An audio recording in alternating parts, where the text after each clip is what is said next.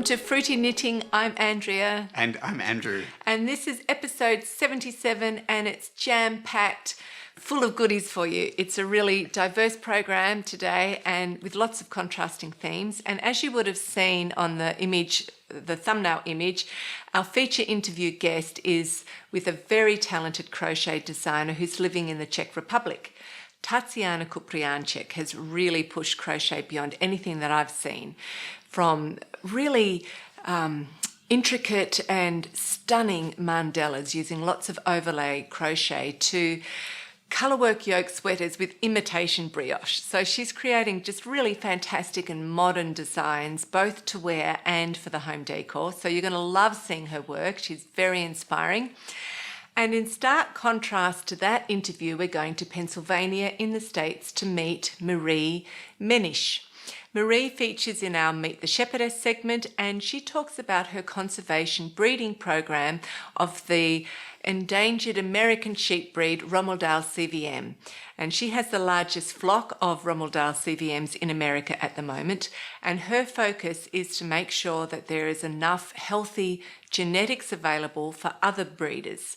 So in her flock she has a lot of rams, and many of her fleeces and yarns come from ram's wool.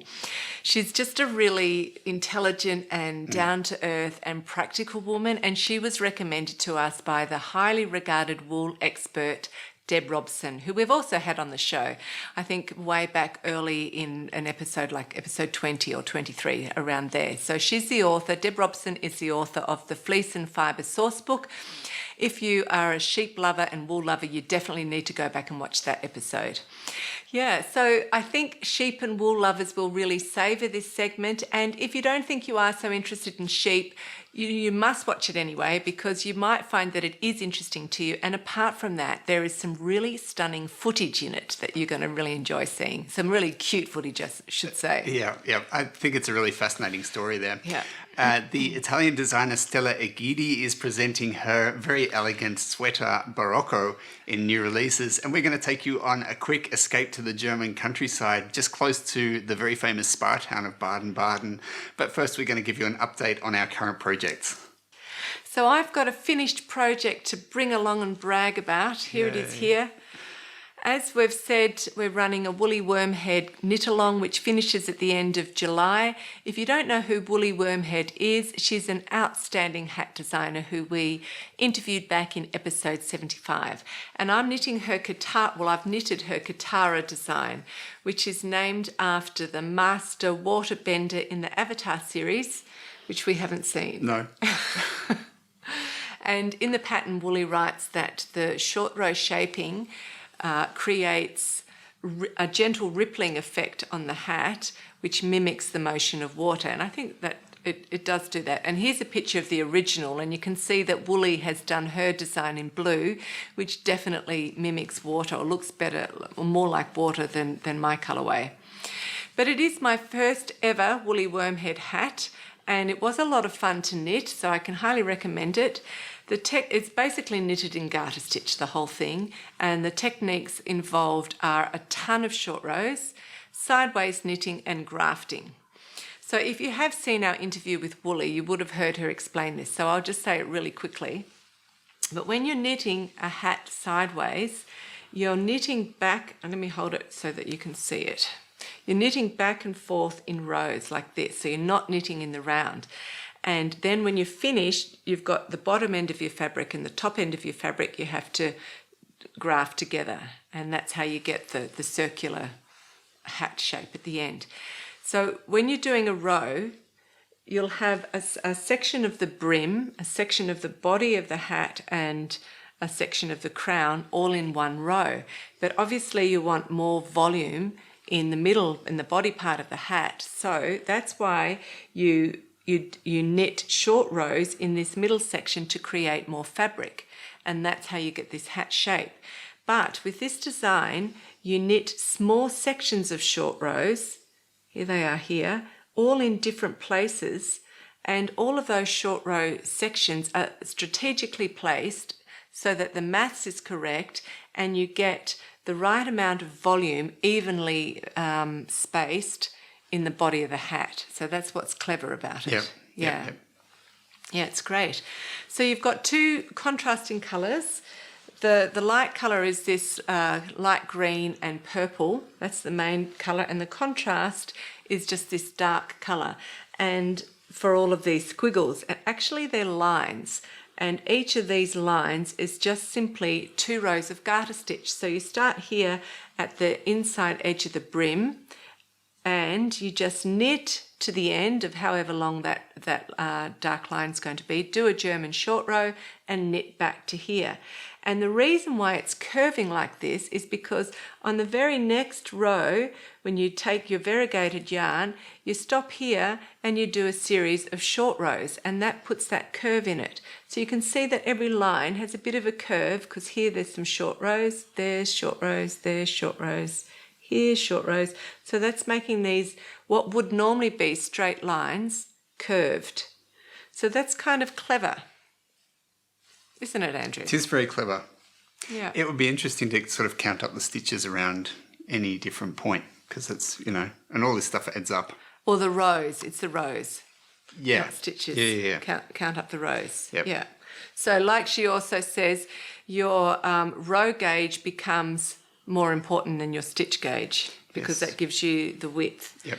Okay, Width, so stitches, yep. as I said, there's a ton of short rows in here, and they're all German. And if you've never done a German short row before, once you do it, you won't want to do any other type of short row. They are so easy. And if you take a hat like this, you get so much practice on short rows that by the end of it, you'll feel like you're a master of short rows, for sure. So the yarns that I used was the Countess Ablaze, the Gentleman's DK, which is this one here, and it's a blend of mushroom and blue-faced Leicester, and it's super soft. I'm scratchy. You're very scratchy, yeah. But the wool's not scratchy. The wool's not scratchy. And so that's DK weight, and the pattern is for DK weight. And then my contrasting yarn, I just used two very plump,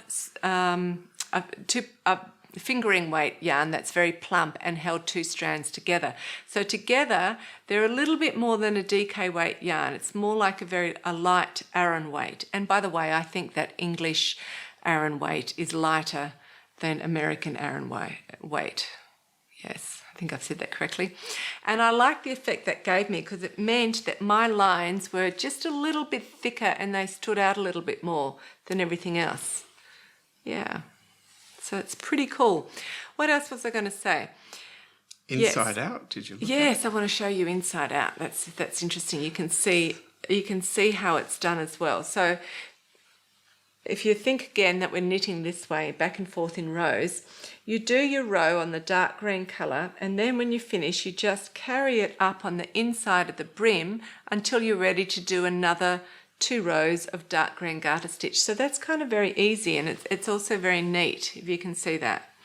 And the whole pattern is written on a chart. Don't let that scare you off if you don't like charts, because it really is the most practical way of writing the concept of how this hat is constructed. And it's not like any hat that I've seen before. It's a real woolly worm head specialty. The chart. Yeah. Yeah. It's different. It's written out completely different to anything that I've seen before. But all of the stitch counts on every row are clearly marked. The direction of the rows are marked. Everywhere you need to do not a rapid turn, a German short row, that's clearly placed. And there's just a small pattern repeat, and it's done 8 times. So if you can see where the top of this green, so this long green line to this long green line, that's just one pattern repeat. So maybe for the first 2 times that you have to do it, you have to concentrate, but then after that, you're doing the same thing all the way around. So that's pretty cool. Shall I put it on? Yep. So Wooly did talk about having a hat for everybody. I don't know that this hat actually suits me. Yeah. We miss our model, don't we? Yeah, Madeline. Everything suits Madeline. How's that? That's good. Yeah. That's cool. You sort of got to get this slouchy look at the back right. Organise your slouch. Yeah. Anyway, there it is. It was lots of fun. Yep. It's time for an update on my tiger project. I had been hoping to be featuring this project in Bring and Brag, like Andrea got to do with her project, but unfortunately it comes under What's Your Excuse? We haven't had that one for a long time. No. And normally it's me who features in What's Your Excuse? Yes. And my excuse is I'm still working my day job. And that means that I go to work during the day and then I come home and I do some work on the show, a bit of fruity knitting stuff. And then sometime in the night, I get to sit down and actually do some knitting. Usually about 10 o'clock at night. A bit late, yeah. So I haven't had that much time to work on it. Nevertheless, if you've haven't seen it before, it's a child's jumper which features a tiger motif on the front. It's really cute. And I'm making it, or we're making it, for our niece Simba, who is actually turning 5 years old at the beginning of June. So it's knitted in pieces, and I have completed, there's one beautiful back. Lots of stocking stitch with great shaping there. And I've done 2 sleeves. One sleeve. 1 sleeve, 2 sleeves. And I have started on the front, and I knitted up to the point where the colour work starts. And then, like a good project manager, I've delegated the tricky colourwork stuff to our colourwork expert here. So Andrea is handling that. I did mention in the last episode that we were considering that approach, and I got some feedback saying, do it yourself, tackle the challenge, and don't be such a wuss. I suspect wuss is maybe a bit of an Australian word, but I think you can probably figure out what it means. Anyway, that's conceivable, and at some time I would like to learn to do this sort of thing, but we do have a deadline here. And Simba has to get it, and parcels take so long to get to Australia. Parcels, yeah, it's surprising. I think sometimes the reason for that, and we know this sometimes happens, is that you send something to Australia and it actually just goes just down there to Austria. And first. waits for a bit. Yeah, and then they figure out, no, this is not. Ah, because of the name. Yeah. You reckon they send it to Austria? Definitely happens. Yeah. Okay. Anyway, so one of the challenges here, and one of the reasons I didn't take this on, is that it is knitted in the flat, and that means, I always say this wrong, but you have to do colour work on a purl row, and I've never done that. I've only ever done one colour work project, and here it is. Andrea says it's easy. I think, well, I managed it, so, yeah. Must be. But this is the Booster Beanie by Gudrun Johnson, isn't it, the design? It was the pattern for Shetland Wool Week 2 years ago. 17, yeah, which was really great. But it is just colour work in the round, and it is a fairly simple pattern. It's a really good pattern if you want to start colour work, but that's the extent of my experience. The one thing I have done is I did the seaming on the sleeves. So I've done one sleeve complete. I'm using backstitch as a qualified backstitcher trained by Andrea. There was a little bit of tension around the tension. I have to keep As always. Yeah, I have to. Knitting's all about tension, and there's a bit of putting the stitches in the right place too, which was also a bit of a challenge. Anyway, you'll see me concentrating on this throughout the rest of the episode. Head down. Yeah. Okay, so this is interesting. It was really, you can't be too hard on Andrew for not doing this, because it actually is, it's a fairly complicated thing to do if you've never done ferrule, purling ferrule. It is, like he said, a combination of intarsia, simply because you're not stranding both yarns from one side of the row to the other. You knit with the cream, and you pick up your blue yarn, you knit across to here, you drop it, you continue on, and then it's ready here for you to purl back on. But it does mean that you have to purl. You want to get it all nice and straight. And also you might notice, this is just the lower face, so you won't recognise it yet, but there are quite big sections of just white stitches. And because this is a 50% cotton, 50% wool, it's not sort of like a lovely woolen spun that's nice and thick and fills up all of the gaps.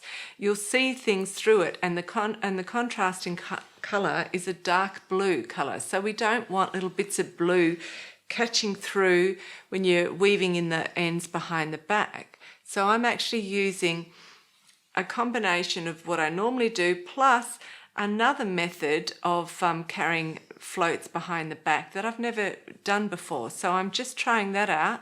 And if I like how it finishes or how it works, I'll tell you more about it next episode. Yeah. So if you don't hear about it, I don't like how it works. I'm sure I will. Yep. So coming up now is that's right, our wonderful guest, Tatiana Kuprianchik.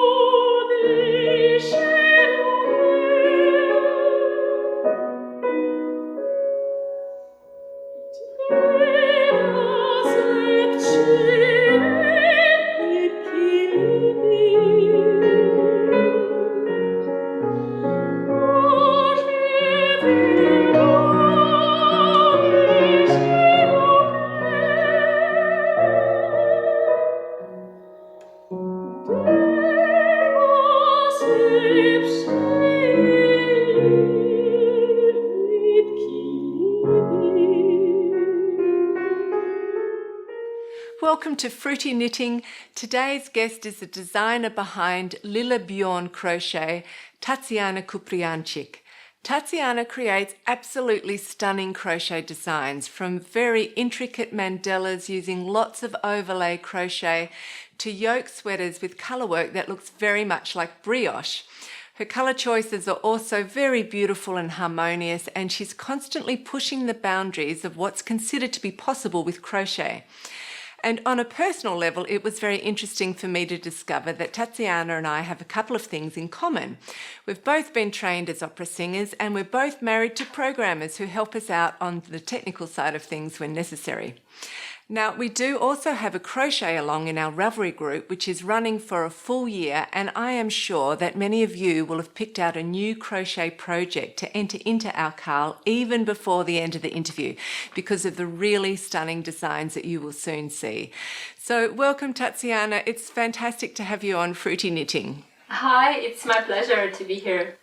Tatiana, before we have a look at your really gorgeous designs, I'd just like to hear a little bit about your background. I know that you grew up in Belarus, where you learned to crochet and knit as a child, and now that you're living in the Czech Republic. So could you just say something about how crochet is perceived in the Czech Republic, why you prefer crochet over knitting, and just give a really brief summary of your journey to becoming a full-time crochet designer? Yes, so I'm originally from Belarus. I grew there and I learned to knit and crochet at the age of 5 years old in the primary school. I was taught by my teacher, and at that time, 30 or 40 years ago, there was a huge boom of hand knitting and handmade in general in Belarus. Mostly because at that time, in the times of the Soviet Union, we didn't have so many opportunities. We didn't have access to the very fancy clothes or something, and people preferred to make the garments by themselves for themselves and their relatives. We didn't have also access to some fancy or modern yarns. So in my childhood, I was given some unraveled sweaters from the neighbors, and I used them for my work or so. Now it's changed a little bit because now the opportunities are many, and in fact you can buy a sweater for the price of 2 skeins of yarn and no need to spend so many hours on crochet or knitting. So in Belarus, knitting and crocheting is not so popular anymore. It's more like a luxury hobby at the moment. Yeah. If we talk about the yarns, I think that the most popular yarns are DK wool blend in Belarus, and these yarns come from Russia and Turkey. In the Czech Republic, it's a little bit different. I think it's more popular here, maybe. We have a community of crocheters and knitters, online communities, and we also have the local dyers. Literally 2 months ago, on Ravelry, occasionally I got acquainted with a lady who apparently lives in the same street where I will move in 2 months. Wow. Yeah, it was really fun to see her. So we met, and I bought some hand-dyed yarn from her, and I have some plans for the shawls already.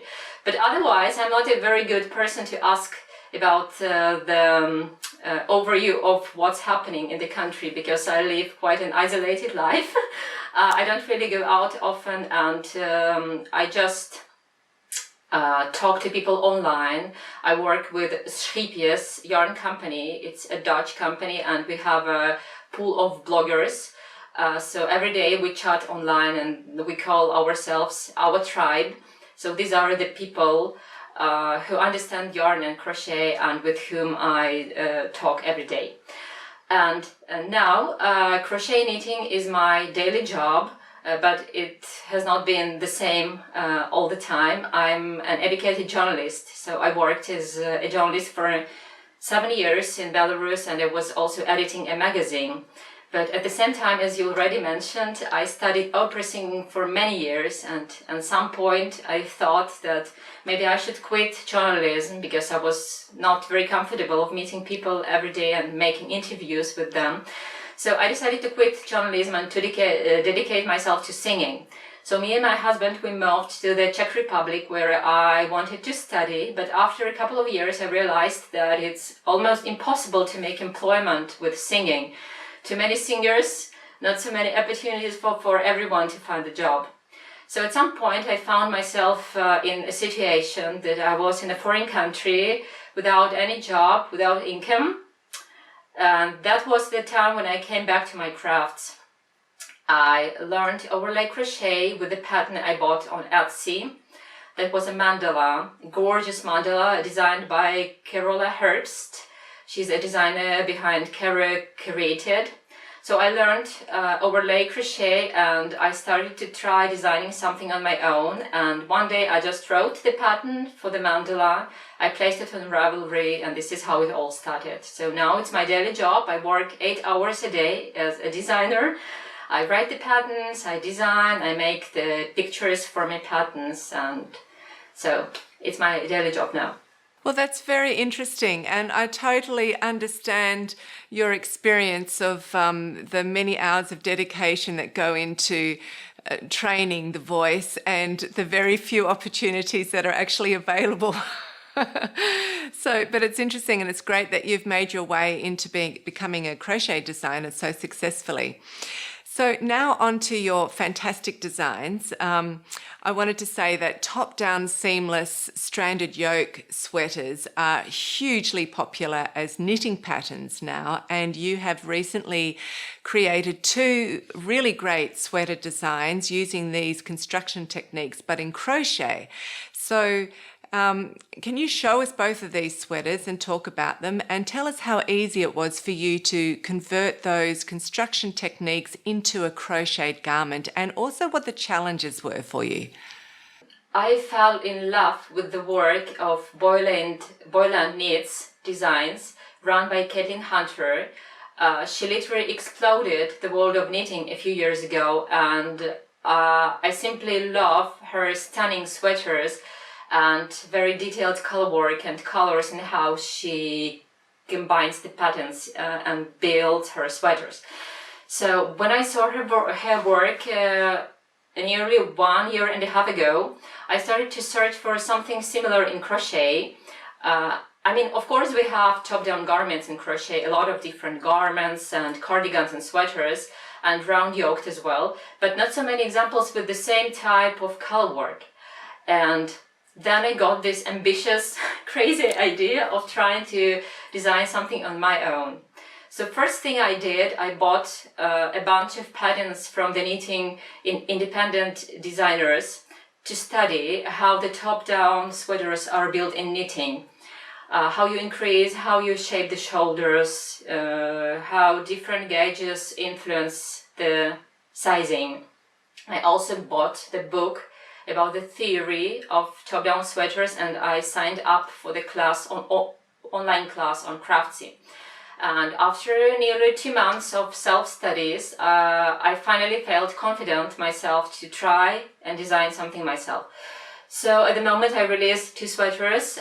It's Huldra, you see it in the background, the sleeveless version, and Essia.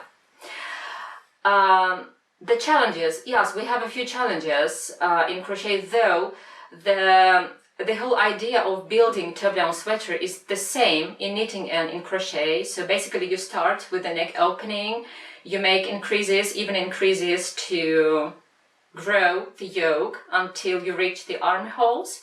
Then you divide for sleeves and the body, and you finish lower body and the sleeves separately. So this is the same in crochet and knitting. And you also, just very quickly, you also use short rows too, don't you, to raise the back of the neck? Yes, it's just absolutely same as in knitting.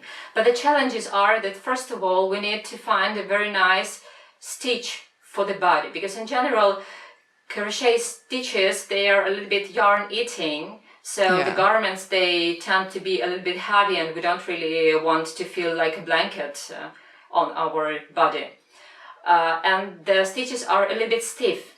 So we need to find a drapé, open but dense stitch, which is reversible because we work the short rows and back and forth, so it should be reversible.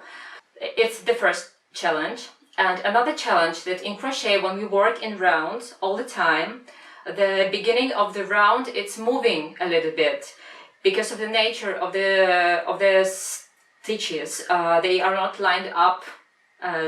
Exactly. Yes, exactly like in knitting, but in crochet they're a little bit leaning to the right or to the left, depending if you're right-handed or left-handed, and then the whole yoke could be twisted, and we don't want it.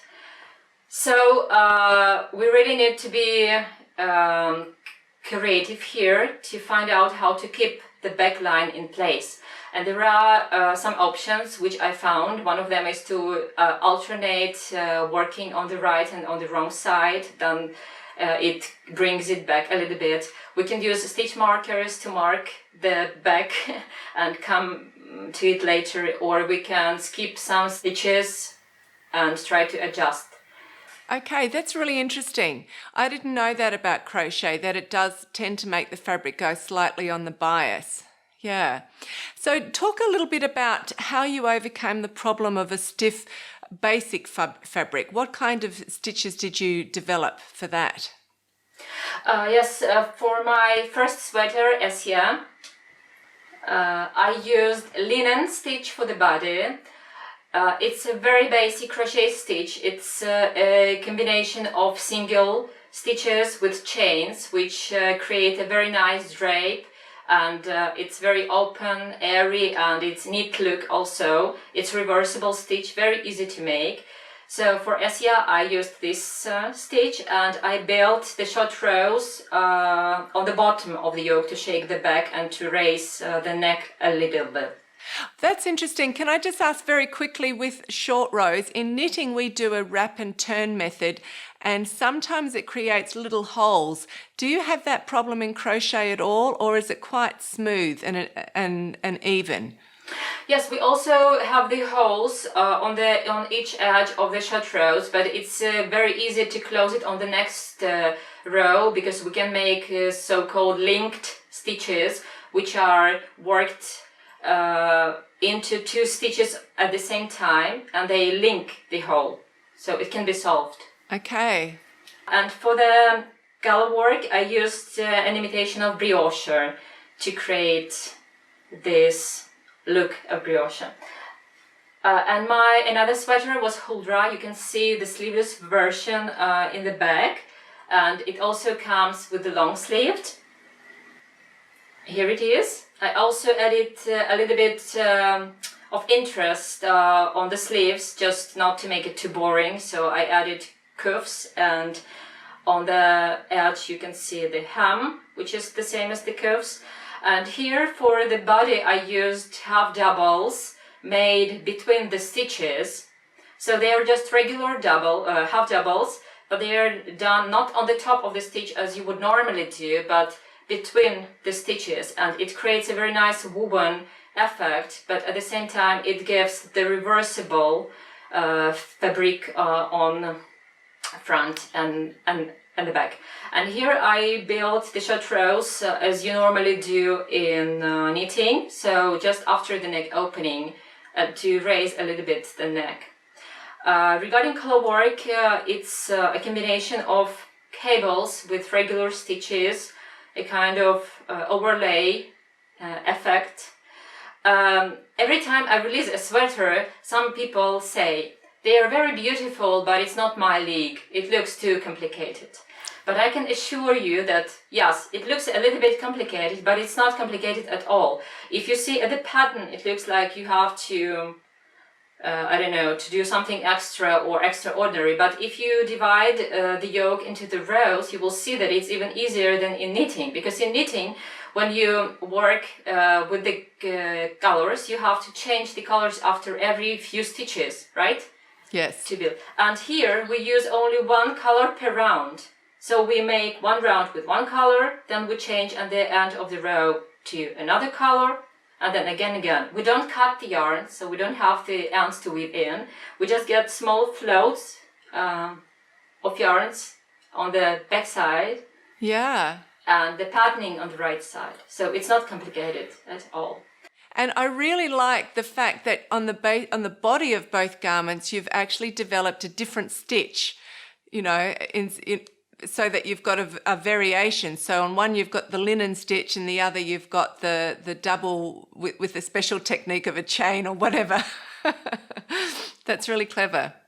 And the garment on me, you see, it's a new pattern which has not, that has no name yet. It will come out soon. It's currently in test. I used the mosaic for yoke and for the body, and the same pattern for the sleeves. You can see that sleeves are a little bit short. I bought the hand-dyed yarn at Yarndale last year, and I bought only 3 skeins in the main color. I thought it would be enough, but I ran out of the yarn, so I had to make the sleeves a little bit short, but I like them anyway. And I made another sample with alpaca yarn. Here I decided to play with the dark colors, so I took 2 similar dark colors, purple and petrol, to see how it will be when tone and tone colors are used. They're great. Okay, now you've also created some crochet blanket and cushion designs that use techniques that you've already mentioned, like cabling and mosaic color work and overlay crochet. So again, could you just show us a selection of those designs and talk about how you do these techniques in crochet and what the possibilities and limitations are when you're creating different types of fabric? Okay, so first of all, I would like to mention that I haven't invented anything. I'm not an innovator or someone who invents the things. I'm just getting really bored with using one of the same stitches all the time, so I'm trying to search for something new to create new textures and interests. And if we talk about the cables or Aran method of crocheting, this is not something unusual or extraordinary. It's a widely used method which has been done for years now. And with classical cables, as I call them, because nowadays they have been developed into something new and different, but with classical cables it's just absolutely the same as in knitting. So the front and the back side, they are textured, so they have a patterning on the both sides. And the boundaries of this method of crochet is unlimited, so we don't really have boundaries. We can create anything with these cables. And as an example, I would like to show you my Sacra pillow. Here I use just classical cables, and you can see that with them you can draw anything. Here is the flower inside with some petals. Some time ago I was very obsessed with Celtic designs, and one of my testers, she pitched me an idea to design a Celtic mandala. It always takes some time for the idea to grow and to be brought to life, but once I found on the internet the image of the Celtic mandala, and I thought it would be really cool to recreate something in crochet. Here is my Celtic mandala, and this is what was my first attempt to marry overlay crochet with the cables. It means that in this design the back is flat, it doesn't have any patterning on the back, and the cables, they flow only on the right side. Another design I used the similar method is my Tree of Life pillow. This is just the same idea. The background is absolutely flat and the cables are floating on the right side.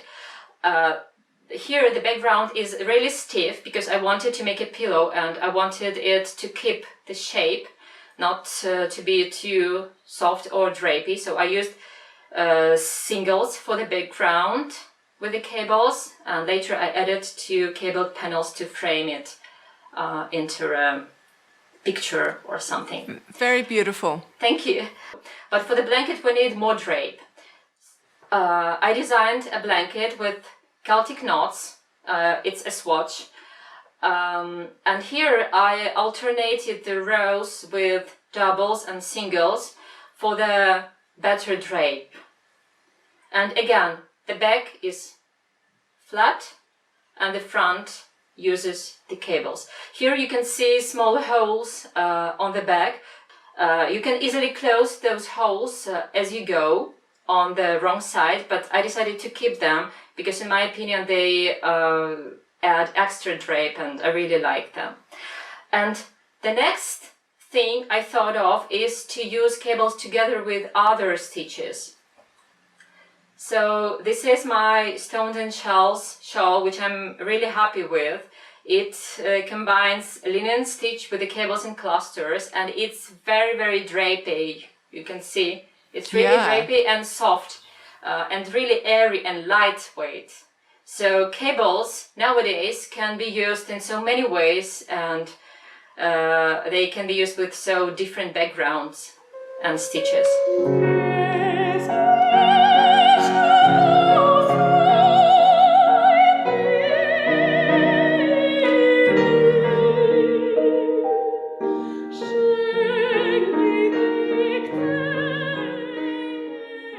What a feast for the senses, that wonderful, wonderful music and Tatiana's beautiful designs. But first, let me tell you a little bit about the music. It comes from, or it's written by the Czech composer Dvořák, and it comes from the opera Rusalka, which is based on the fairy tale that you'll know of as The Little Mermaid. And so the whole libretto is in Czech, it's sung in Czech. But the English translation for that aria is Song to the Moon, and it happens in the first act where Rusalka, the mermaid, has just fallen in love with the prince, and she's looking up to the moon and she's singing to the moon of her love for the prince and asking the moon to tell the prince of her love, about her love. It's just an absolutely extraordinary soprano aria, and you get to hear the whole aria right at the end of the episode if you'd like. Yep. I was extremely impressed with Tatiana's English. Yeah. Just the clarity that she was able to express herself in. Obviously, it's a second language, but also, as far as we heard, she's never actually lived in an English-speaking country. So I found that really impressive. And you have to think she's Belarusian, so she speaks Belarusian and she speaks English, as we've seen. And I guess she would speak some level of Russian.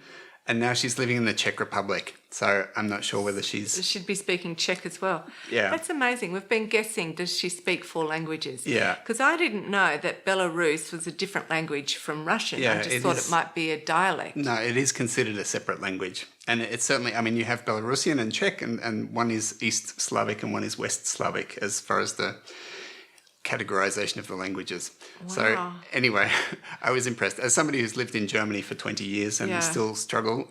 You speak very good German, I speak very good German, but I don't think I speak it as good as that English was. Anyway, part 2 of that interview is coming up towards the end of the episode. And in part 2, Tatiana tells us about imitation brioche, and she also talks about how she writes her crochet patterns, and she's got some really good tips for beginner crocheters. So that's coming up towards the end of the episode. And Fruity Knitting patrons will be very happy to know that Tatiana is offering them a 25% discount off all her patterns in her Ravelry store. And you'll really love looking through at the beautiful design she has. There's many different types of projects, from little baskets, drapey, elegant shawls, cushions, handbags, toys and floor rugs, as well as the gorgeous sweater designs that she's just showed us. So you really do need to look through her store to get a good overview of the kinds of patterns that she's designing. So I've got another project to show you. It's another hat from Woolly Wormhead. It comes under construction, as you can see. It's only just started. It's one of her earlier hats. Here's a picture of it. It's called the Camden hat. And when I saw it, I immediately thought of our daughter, because between the ages of 13 and 15, you'd never see her without having a peaked cap on. And they were often completely grungy caps, weren't they? Like builders' equipments or something. Yeah. She was totally uninterested in clothes, but you would see, like, the only time she probably took it off was to wash her hair, which was probably only once a week. Which does mean she probably wore it to bed. Yeah. So when I saw this cap, I thought, yeah, she'll like this. And I think the cap itself is going to be a pretty easy design to knit, and it would have to be because doing the brim is really traumatizing. I think after you've done the brim, you want to be able to have something soothing because it's really quite, it was hard. Anyway, you knit this little pocket and then you have to put in something that's going to keep it in the shape that it is in. And Woolly suggests that you use a bottle, a water bottle if possible. And I think I read somewhere that she suggests a 1 gallon bottle, although I can't find where I read that when I went back to look at it. And so I looked up what a 1 gallon was, and it's a little bit under 4 litres. And here in Germany, there's no 4 litre water bottles or soft drink bottles at all. So the biggest plastic bottle I could find was a 2.5 litre Coke bottle. And we don't drink Coke, but I brought it anyway, and your eyes lit up when you came home and saw it sitting on the kitchen table. Yeah. So you got one glass and then the rest went down the sink. And I cut out, so you start with a paper template, and then you have to cut out the plastic to the same shape. So I did it, but because of somehow the shape of the bottle or whatever, there was a little wave in it. And when I stuck it in my knitting, you just couldn't get that wave out. So I was really unhappy. And so I thought I'll just put a towel over it and apply the bare minimum amount of heat from an iron, despite Woolly writing in the pattern absolutely not to do this. Well, she was quite correct, because it changes the chemical composition of the plastic, and that was the result. So I was despairing. So I phoned up Prince Charming here. That's me. Yes. He came to the rescue, because on his way home from work, he went to about 10 different stores and came home with a selection of things which all would have worked. So first of all, there's this plastic. I suppose you could think this is just like a mat that you could draw on or something. No, I think they actually sell that as lamp plastic. So if you're making a little lampshade, you use that. That's what they said when I asked. How bizarre. Yeah. And this, which you could actually use if you were going to sew a project bag. Yeah, see, that's from a material shop. The other one is from a craft shop. Isn't that amazing? So this you actually apply to material with heat. But so I used this one. I didn't know that. You've only just told me that you can apply material. I could iron my brim. I won't do that. Not after last time. So this one has actually really worked. So I've cut out the brim and put it on, and then joining the two sides together was another very highly traumatic experience. But it has worked so far. I think it's looking cute. So I'll just try it on for you, just see what it looks like. Obviously it's going to look a little silly because it's not finished. But, Andrew? I thought you could finish it there. It would be like a little bit like a tennis. Yeah. A tennis 80s, cap. Yeah. Yeah, 80s woolen tennis visor. Maybe Woolly wants to publish a variation. Yeah, there you go. Beautiful. So this might be finished for next episode.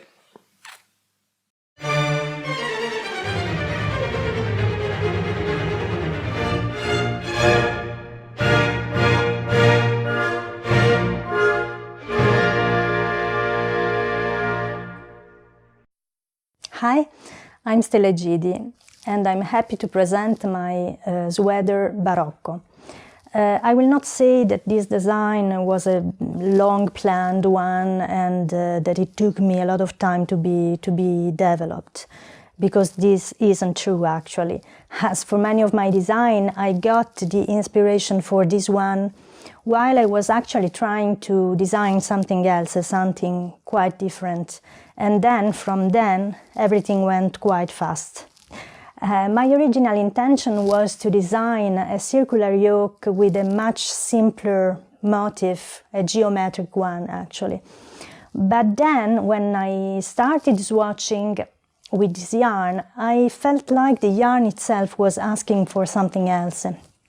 And so, as I often do when I design, I just started improvising and adding element and experimenting, And then at the end, what I saw from my swatch was a very, very beautiful motif that reminded to me so strongly those beautiful, richly decorated golden ceilings from many buildings and churches that from the Baroque style period that we have here in Italy. And so I decided to follow that inspiration, and this is actually how Barocco was born. As you see, is a quite classical design and is actually much simpler than it can seem. I would say that it's probably suitable for advanced beginners as well. Is a top-down sweater. The circular yoke, which is very rich, as you see, is balanced by a very simple body worked in plain stockinette stitch, like the sleeves. The motif around the neck is obtained by combining two colors slip stitch techniques together with some texture element. There is a texture stripe going around, worked in twist stitch and eyelet, and also adding some fun element that make the knitting more interesting and also want to mimic those decorative elements from the Baroque style, like bubbles, which are very small bubbles actually, which are worked in an unusual way. You don't turn the work when you work them. And also cross stitch and wrap stitch. The rest of the body, as I said, is in stockinette stitch and has a quite defined line shape that is obtained by increasing along the body, along the size of the body. Just a note about the yarn. The yarn I use is a DK weight yarn from Yama Fiber Art, an independent dyer from South Africa that you probably heard already about. It's called DK Lux and is a beautiful blend, merino, alpaca and mohair. Mohair that gives to the yarn a very soft touch while still keeping a good stitch definition and the quite rustic aspect, together with a beautiful woolly smell that you will adore while knitting. That's it. I hope you will enjoy your Barocco, and thank you for watching.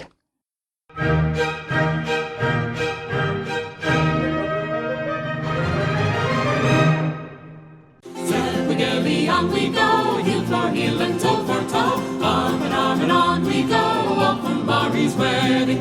Plenty herring, plenty meal, plenty pink to fill her creel. Plenty bonny bands as well, that's the toast from Mari.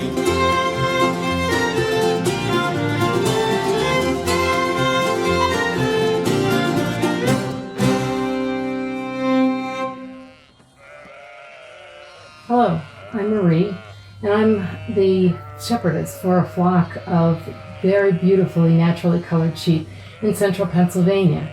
I'd like to tell you a little bit about myself and a lot more about my flock.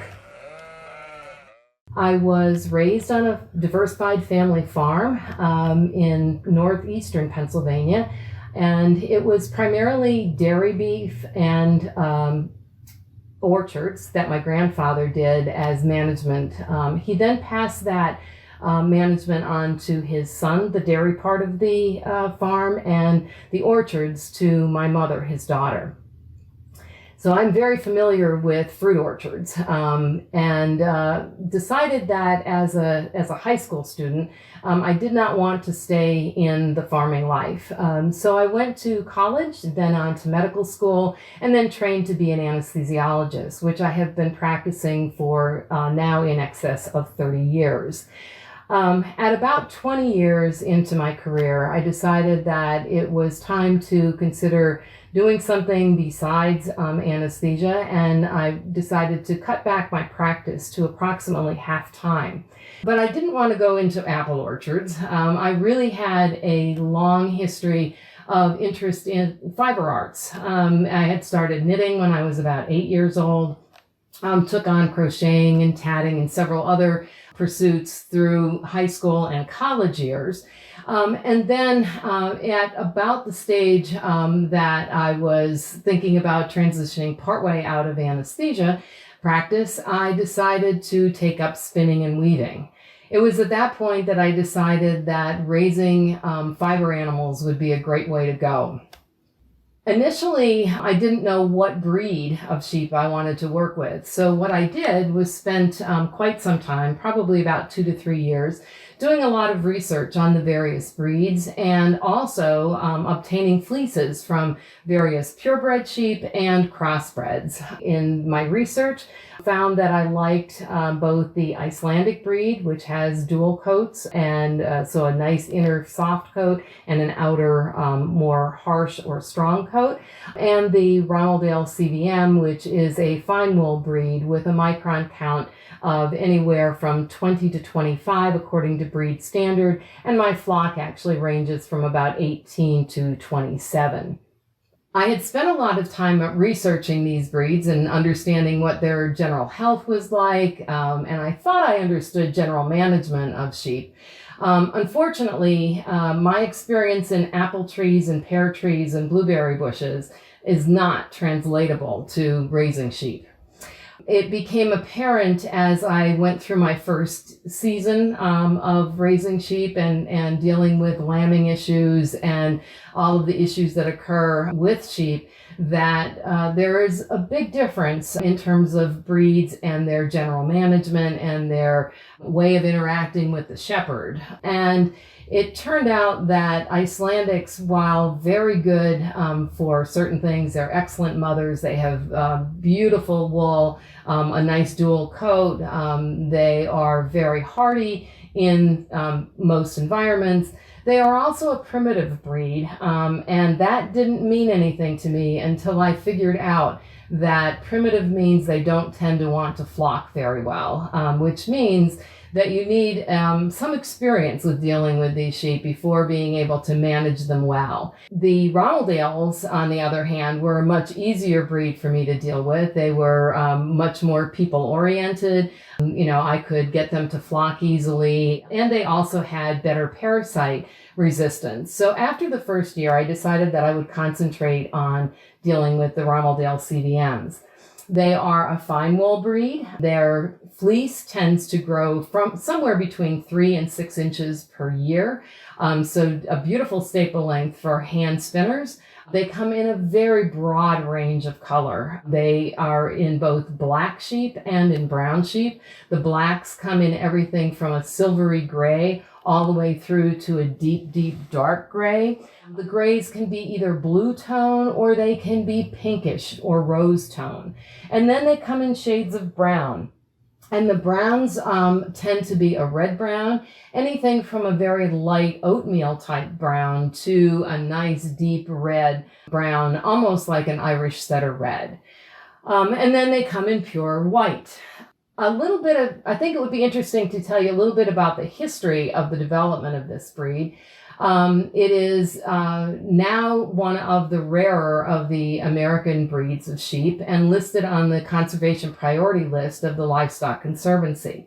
The Ronaldale CVM breed was developed in the early 1900s and by using the New Zealand Marsh Romney rams on Rambouillet ewes. That breed was then stabilized to produce beautiful white wool that Pendleton Mill would buy entire clips from. In the late 60s, early 70s, a few colored sheep were born into the flock that was run by the Sextons and the Eidmans. These colored sheep were removed from the primary flock and raised separately because they did not want to contaminate the white wool with colored wool in terms of selling it to the mill. Those colored sheep were developed into their own separate breed called the California Variegated Mutant. This was because the fleeces were variegated in nature. The farm was in California, and the fleeces tended to be variegated with various shades in each individual fleece. Right now, there are approximately 40 or so breeders of these across the country. I happen to have the largest of the breeding flocks in the country. You might be a little interested in the type of breeding that I'm currently doing, which is a little bit different than the average shepherd. There are basically two styles of breeding. One is called preservation or conservation breeding, and the other is production breeding. The production breeding is what most flocks do. They are looking to improve certain traits and work for that very diligently and very quickly as they can. But they're not worried too much about preserving or conserving genetic lines. Because this is a rare breed, there has to be some conservation work so that we don't lose some of the genetics that are involved. So what I end up doing is keeping a lot of rams and breeding smaller numbers of ewes to larger numbers of rams each year. So instead of one ram servicing 40 or 50 ewes, I end up using a ram on somewhere between 15 and 20 ewes and breed usually 5 or 6 rams with their ewes each season. I then keep 1 or 2 rams at least from each of those rams. So I actually have a very large ram flock. So a lot of my wool actually comes from those rams. The yarns made from rams are no different. The wool quality from a ram is the same as a ewe. The scent initially can sometimes be a little bit more pungent, but once washed the first time, that scent goes away and one will not know the difference between ram and ewe yarns. The importance of that is that we don't lose any of the genetic lines, or as few of those genetic lines as we can, so that we don't have to worry about line breeding, close line breeding. And I tend to be able to supply rams for other shepherds when they need new ram lines. So my primary use of my sheep for my flock is as breeding stock and then production of their wool. I sell a lot of my individual fleeces, especially those that are highly variegated, like some of these that you see here, to hand spinners because they love to make yarns and very commonly are able to make several shades out of a single fleece. I've seen some just beautiful colorwork sweaters where 4, 5, 6 different shades have been made out of a single fleece. I then also work with mills to produce a lot of yarns. And initially I was making small batches of yarn with a local mill. I have since started working with Green Mountain Spinnery in Vermont, who has been able to produce a beautiful woolen spun yarn for me out of 100% Rommeldale CVM wool. I currently carry 7 shades of this wool in both fingering and DK weights. And then I also am currently working with them to start carrying a few more shades of the grays in those weights and to begin to carry worsted weight in several shades of gray. This will be the first year that I'm able to produce enough of the Morit shades, those brown shades. So I will begin to have some fingering and DK weights in the Morit shades. As I move forward in the future, my goal is to make sure that my flock and the Rommeldale breed itself is conserved well into the future. I hope that you might consider looking at some of these yarns and or fleeces and help me in that conservation effort. Thank you very much. I hope you enjoy this little bit of work that I've done with these sheep over these last 10 years.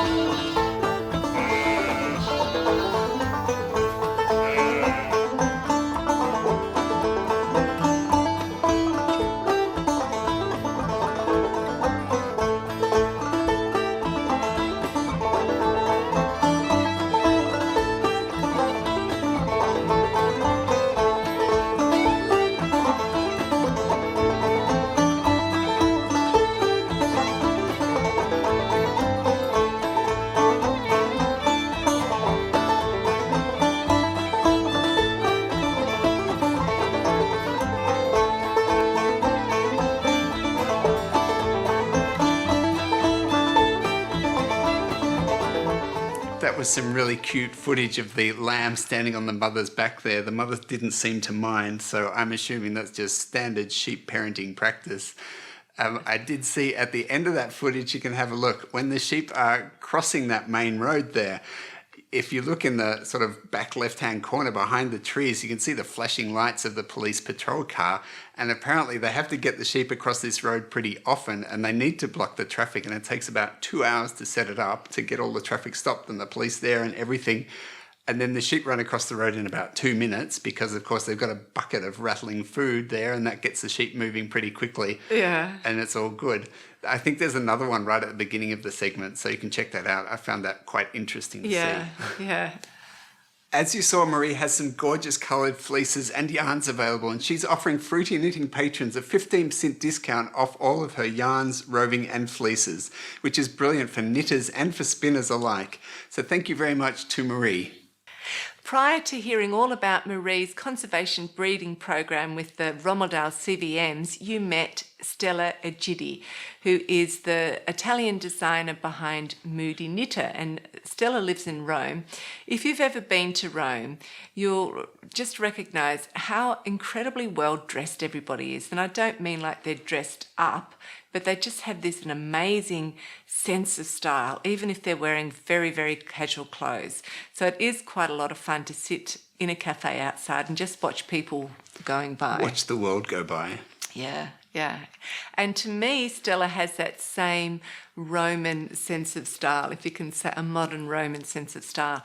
She's just, I don't know how to explain it except to say that it's a very natural, elegant, innate dress sense. It's just there. Anyway, it was a lot of fun to have her on Fruity Knitting. And if you don't know Stella's work, I think you will have a lot of fun checking it out.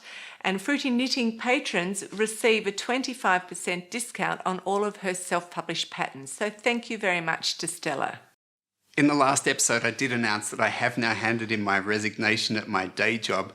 I do need to work through a couple of months' notice period, but after that, I will be joining Andrea full-time in the production of the show, which is a really great thing.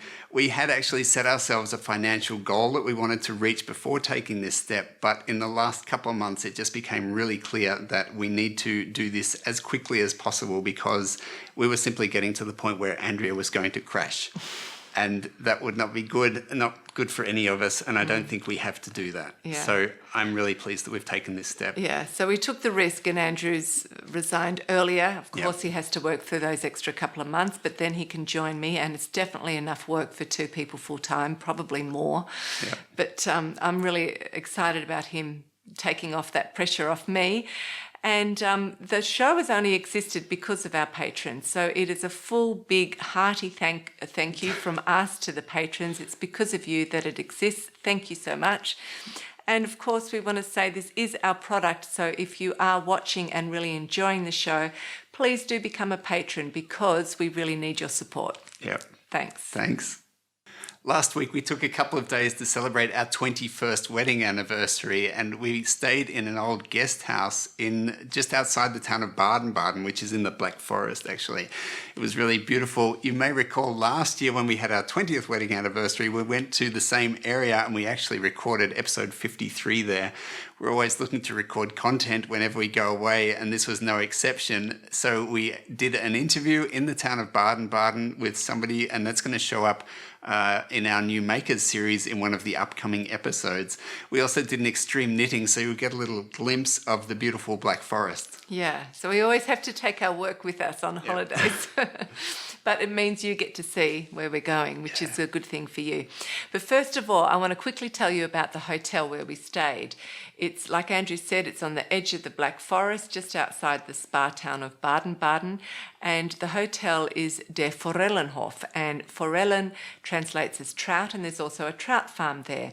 So this is a very old German guest house, and back in the 60s, a very famous television series was filmed there called Der Forellenhof. So it was filmed exactly at that location. And I imagine this series, which we haven't seen, has a similar feel to, say, The Waltons, the American television series, because it's a family drama based around their life running this hotel and the the trout farm, and it just has that lovely kind of happy ending 60s feeling about it, which I think we could do with a bit more today. And so then a long time, the hotel was closed for a long time, and more recently a young German couple have reopened it, and they are doing a fantastic job. They're bringing a real sense of old-fashioned hospitality to the hotel with really amazing old German cooking. So if you are ever in that area or you're traveling through Germany, we can highly recommend this hotel to you. Yeah. And we actually found some clips from the old black and white television series. So I want to show you very shortly a little bit of that so you can see how it looked back then. And then I'll show you some footage of what I took while we were there so you can compare it, because it's interesting to see.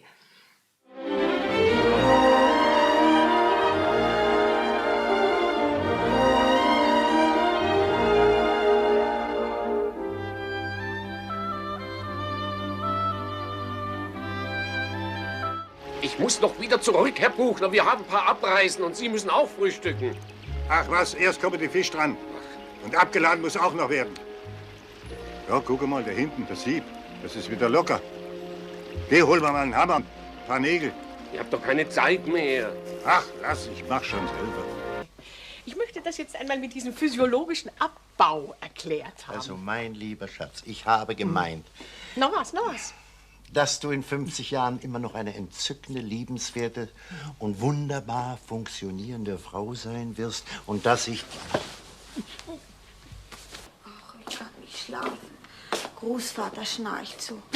Ach, da ist doch nun so eine dicke Wand zwischen. Aber ob ihr es glaubt oder nicht, bei mir wackeln die Bilder. Da hab ich mir gedacht, ich schaue noch mal rauf zu den Jungs. Vielleicht schlaft ihr auch noch nicht? Wir können noch ein bisschen ratschen. Wo ist denn Jörg? Er ist unten im Bruthaus, aber sag's keinem Spatz, hörst du? Aha.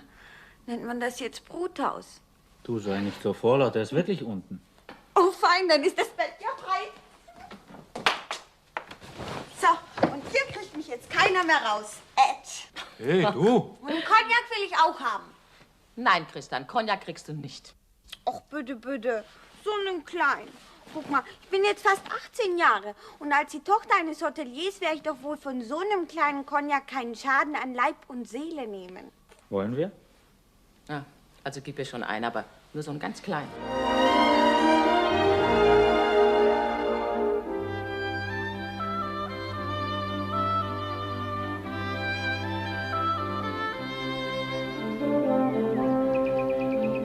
So now here's some footage that I took myself, and you see that it hasn't changed much, which is really wonderful. And inside there was some wonderful solid wood carvings around the lights, which is a very rare to find these days. And they're just scenes of the local activities that were happening, like felling timber, fishing, or groups of musicians playing. So we just had such a lovely time, didn't we? Yeah, it was a couple terrific. of days to celebrate our 21st wedding anniversary. Yay! Which is a great thing in itself. Yes, it is. So coming up now is a short escape to the German countryside for you.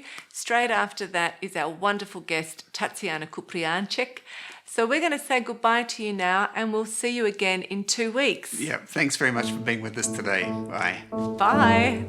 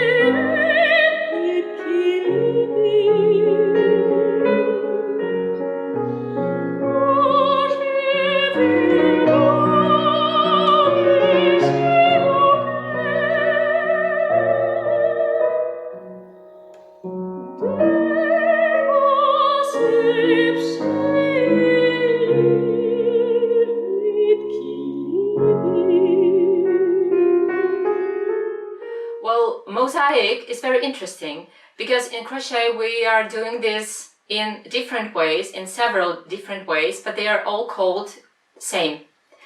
I learned the mosaic with the free pattern I found in the internet. The pattern was from the year 2003 or so it's not something new or unusual.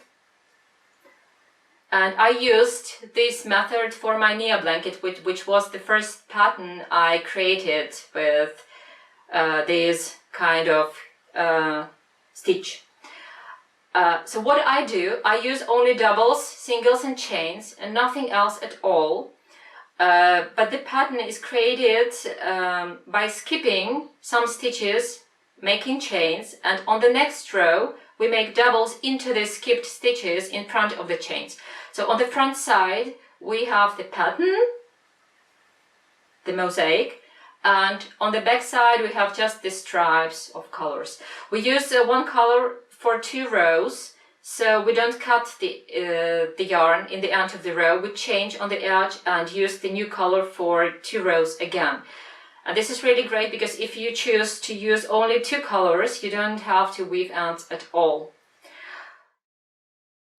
Later, I used mosaic for my Emmaus shawl, which you can see here. It's a combination of lace and open parts with mosaic panel. I have narrow panel here with the crosses and white panel on the bottom. And I also incorporated mosaic panels into my Spirits of Life wrap. That was really crazy project for me because I got an idea to teach people how to use different methods of crochet within one huge project. So this is wrap, which can be doubled and made into a blanket also, and I used a few different methods of crochet here. It's a back side, sorry. So we have a mosaic panel, overlay squares here, then there is a big corner to corner part which is worked in diagonal. Then we have overlay squares again and the mosaic and a little bit of overlay on the edge.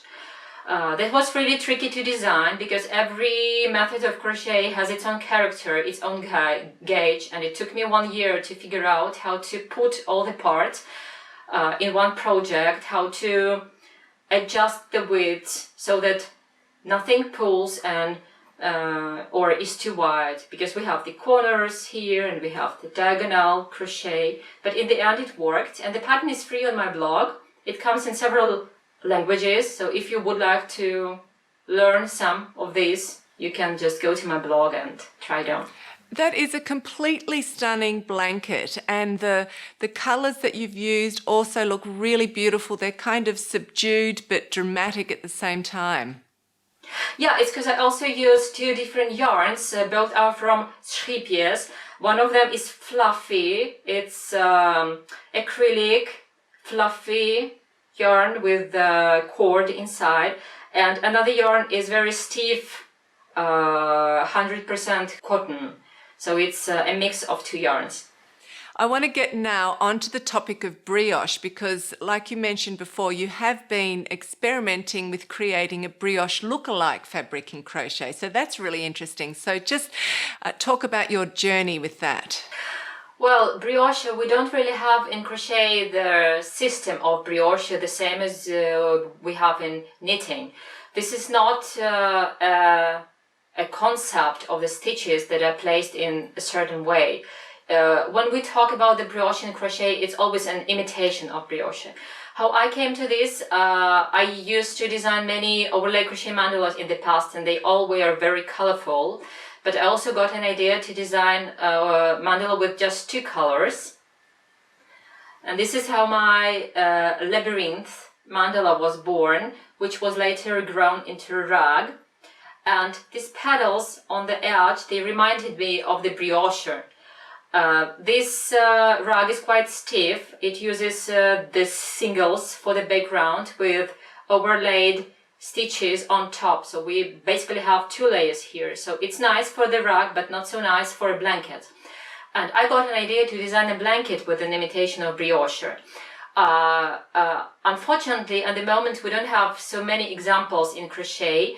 If we search for brioche in crochet, we mostly see the hats and the coals, which are worked in the rounds, but not, at least I didn't find anything to be worked in the rows, and for the blanket we need to work in the rows. So I thought of a kind of a method of how to translate brioche into the rows, and this is how my brioche waves blanket was born. I have a small swatch here. I thought I would make a coal with the same pattern. So here we work in the rows with front post stitches on front, and on the back, when we come back, I decided to make the singles and chains on top of that previous row. And when we come to the edge again, we change the color and again make two rows. This creates a very drapey, airy, a little bit heavy texture, because we use a lot of front post stitches here. And on the back you see the ridges. They remind me the things of the fish, which helps the fish to breathe. I don't know how it's called in gills. English. Fish Yeah, so gills. it's exactly the same.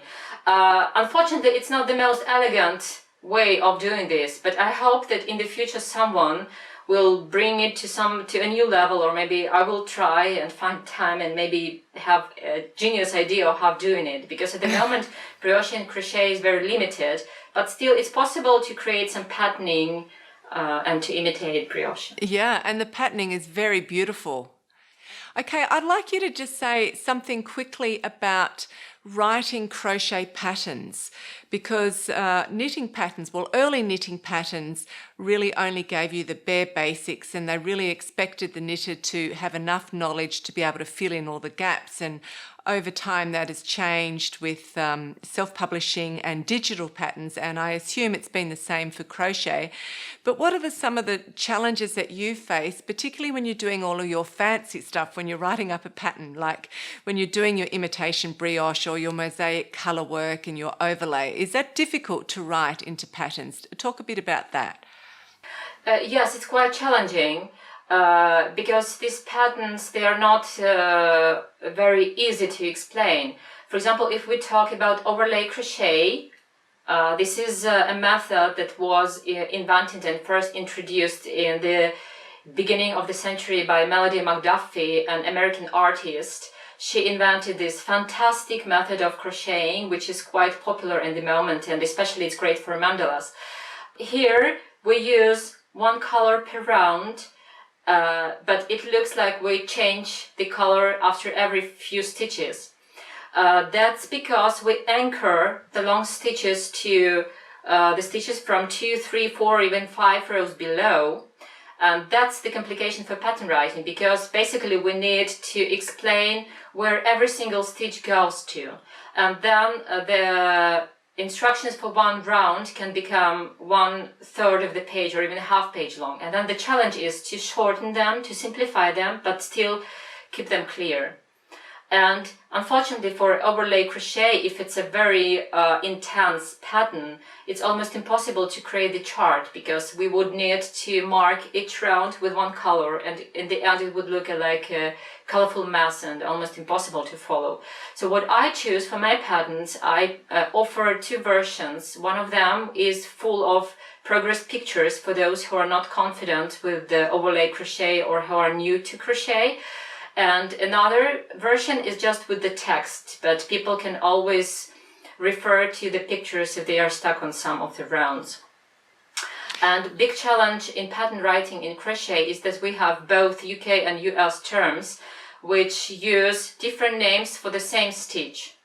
I have a very sad story to tell. When one of the ladies, she was making the Spirits of Life wrap, this huge thing with all different parts, and apparently occasionally she took the wrong version. She was using UK terms, thinking she's doing US terms, and in the end her wrap was twice longer. She ran out of the yarn. It was a kit, and she was really sad. So I would advise that if you would like to make a crochet project, first check if the instructions are given in UK or US terms. That's a very good tip, that poor lady. Yeah. I could imagine that. Well, look, as I mentioned right at the beginning of the interview, we are holding a year-long crochet along, and it's open to beginner crocheters and advanced crocheters, and they can enter any project that they like. So what would you say to some of the knitters who will be watching who haven't yet tried crochet? How would you encourage them, and what do you think knitters are missing out on? I would say that knitting is amazing, but crochet is wonderful too. And with knitting needles you can knit, but with crochet hook you can both knit and crochet. We have the whole area in crochet that is busy with developing the patterns which are knit look. My friend Jennifer, a designer from A Crocheted Simplicity, she's making some amazing garments which are knit look, and once a lady made a cardigan with her pattern and was trying to enter the yarn show in the crochet field, and her project was rejected because the people who were in charge of accepting the project, they thought it's not crochet but knitting. That's really it's really funny. Yeah, but I would really advise, if someone would like to learn how to crochet, so that they don't stop with the very basic stitches, because nowadays this craft is not about the simple granny squares. It's much more, and it has a lot of opportunities to combine the stitches. And even if you learn to make a simple granny, you can use this stitch to create something unique and something else. So I would advise to jump right into the more challenging patterns and to challenge yourself to learn something new, and you will be amazed how quickly you can learn and how amazing things you can create. That's really great advice, and I follow that kind of philosophy. I think it's better to jump in the deep end and get completely overwhelmed with the beauty and feel very inspired by what you're creating. That's definitely true. And you've got so many fantastic projects, so I think that's going to really tempt a lot of people. So it has been fantastic to hear about what you've been doing, how you've been pushing the boundaries of crochet. That's been really great. Just one last question, and that's what's new on the horizon for you for crochet? I'm still digging into the garments. I hope to develop a few more garments in crochet, and as I already mentioned, I would like to develop brioche in something else so that we have more opportunities of using it. I was so excited when I first saw your work, and it's been really wonderful to have you on the show. And so thank you so much for everything that you're doing for the world of crochet and for being on Fruity Knitting. It was really great to be here today. Good. Okay, so we'll say goodbye to the audience. Bye. Bye. Thank you.